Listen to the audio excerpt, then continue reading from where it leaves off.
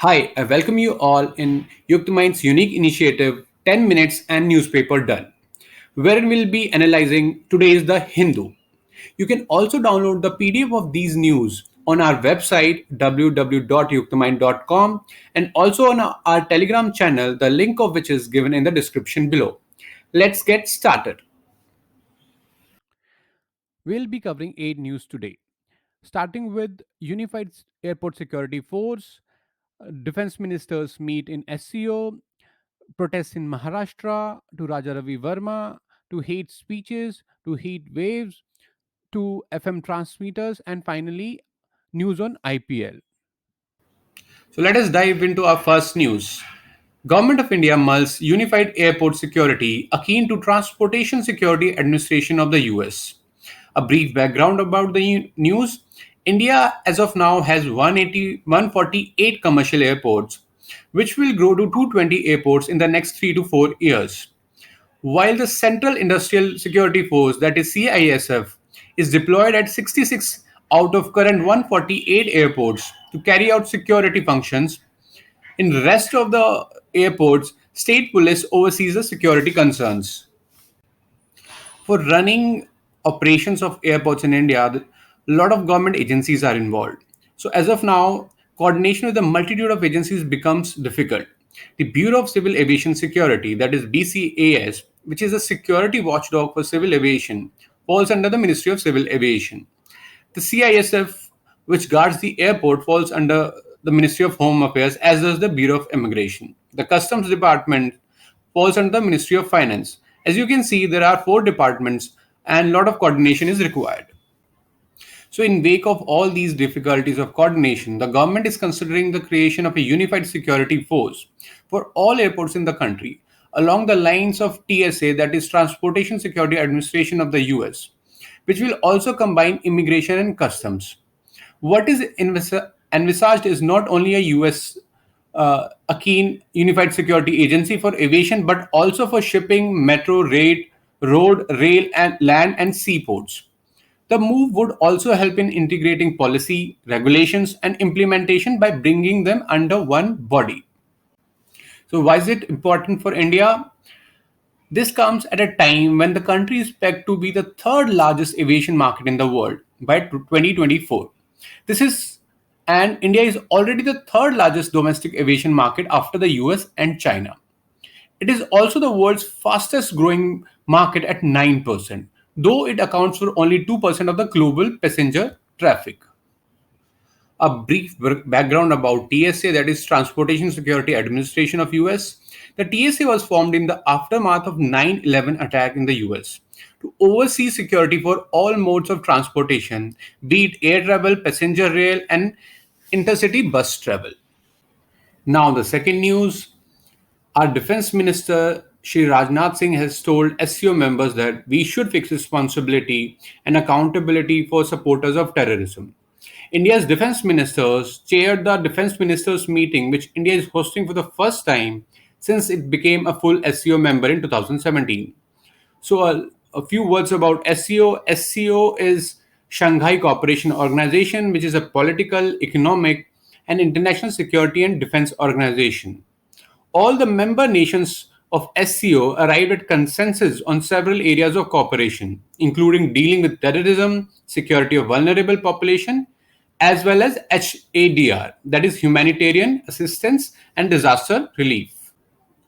So, according to India's Defense Minister, Shri Rajnath Singh, he called upon Shanghai Cooperation Organization members states to root out terrorism collectively and fix accountability on its supporters, and any kind of terrorist act or support to it is a major crime against humanity. He said peace and prosperity cannot coexist with this menace. He said that if a nation shelters terrorists, this not only poses a threat to others but for itself too. Radicalization of youth is a cause of concern not only from the point of view of security, but it is also a major obstacle in the path of socio-economic progress of society. If we want to make the SCO a stronger and more credible international organization, our topmost priority should be to effectively deal with terrorism. So India has led a lot of emphasis on handling terrorism together. So just before the SCO defense ministers meet, India and China had a bilateral meeting.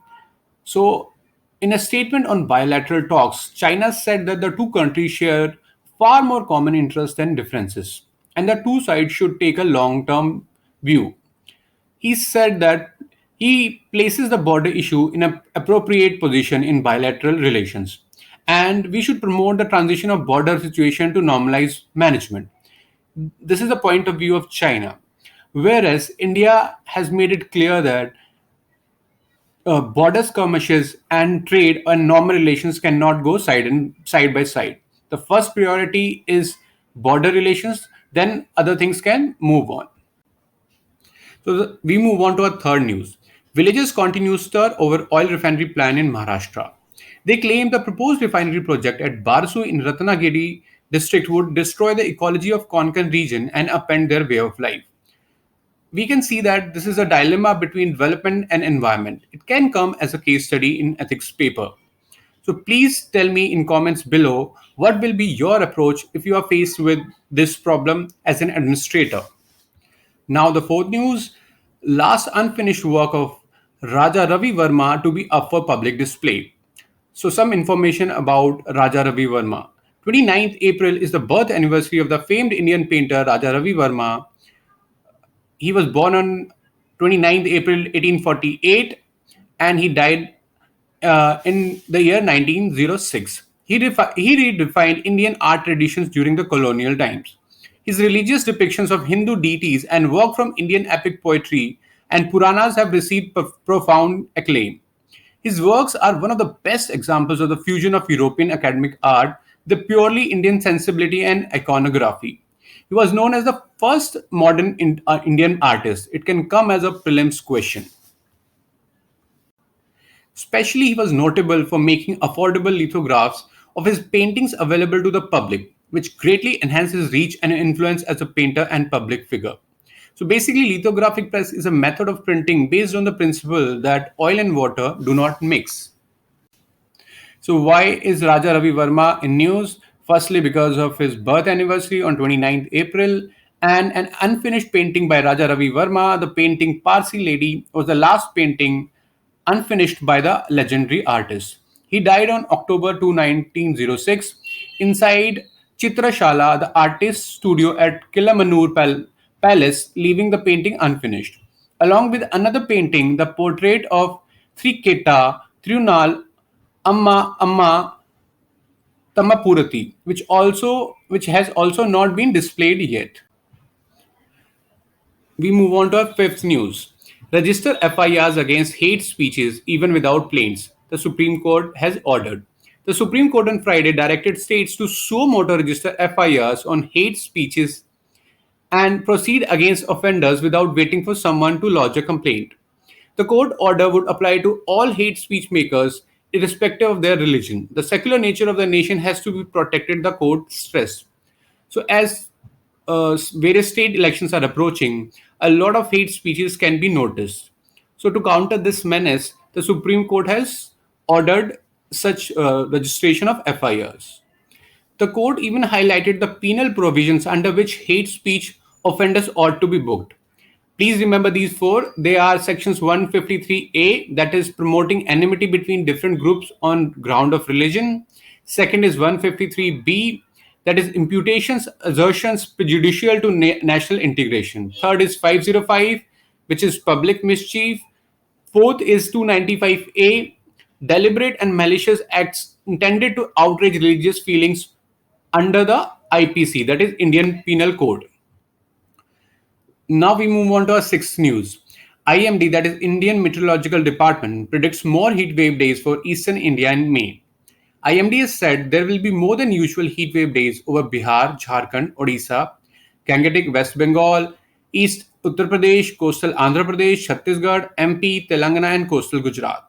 Heat wave in these parts do not see mercury levels, that is temperature, rise as high as in north and northwest India. But greater humidity levels combined with the heat pose a relatively higher health risk. As you can see, relative humidity is in news these days. It was because of relative humidity that a lot of deaths happened in an award function in Maharashtra. Now, the seventh news: Prime Minister launches 91 new FM transmitters in 18 states. 91 new 100-watt FM transmitters across 18 states and 2 union territories have been launched. It marked a significant step in expansion of FM services by the All India Radio. Prime Minister spoke about government initiatives for rural connectivity. He said optical fiber connectivity is benefiting villages and the cheapest data costs that ease access to information, giving a new push to digital entrepreneurship in villages. Similarly, UPI had helped small businesses and street vendors to access banking services. Now, the eighth news. It is quite an interesting story. So, Indian Premier League, an opportunity to bat for climate action. The 16th edition of IPL is underway from March to May 2023. So the article talks about environmental footprints of IPL. Specifically for the IPL, studies estimate that a single match produces emissions in the range of 10,000 ton of carbon dioxide equivalent to 14,000. Over a season, this figure can reach up to 750k to 900k tons of carbon dioxide equivalent. These are large emissions. You can imagine it would take tropical forests the size of Singapore over a whole year to absorb these emissions. The emissions generated by sports venue only account for about 5% of the total, whereas digital viewership during events such as IPL contribute to more than three-fourths, that is 75% to the total emissions footprint. In addition, data centers are the second most significant contributor to emissions, something that might often go unnoticed. Spectator travel, luxury accommodation, and backup generators round up the list of top 5 emitters. So, the authors have suggested simple changes such as replacing LCD screens in our homes with energy efficient LED displays can reduce the emission from each TV screen by 35 to 40%, resulting in as much as 20% reduction in the overall carbon footprint of such highly televised sports tournaments. A transition to renewable energy source for the data centers and data streaming infrastructure can further reduce the IPL's carbon emissions by over 10%. Further, the incentivization and use of public transport to and from stadiums can help reduce spectator travel emissions by as much as 85%. Let us talk about some international efforts.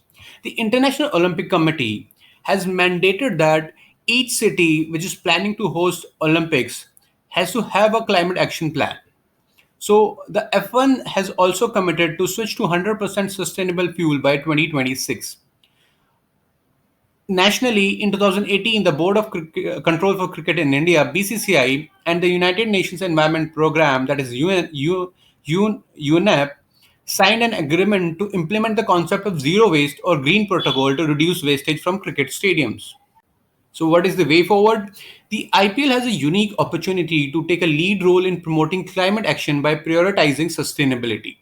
The organization's broad social platform can influence attitude towards sustainability and reach out to people from all backgrounds and areas. By promoting education and awareness around environmental issues, the IPL can encourage a healthier, more sustainable lifestyle. So you can see cricket is like a religion in India. So if we can promote climate action during those matches, it can go to far and wider places of India. Thank you for watching this video. You can download the PDF of these news from our website under the Current Affairs tab on www.yuktmind.com. You can also visit our Telegram channel, Instagram ID. Thank you.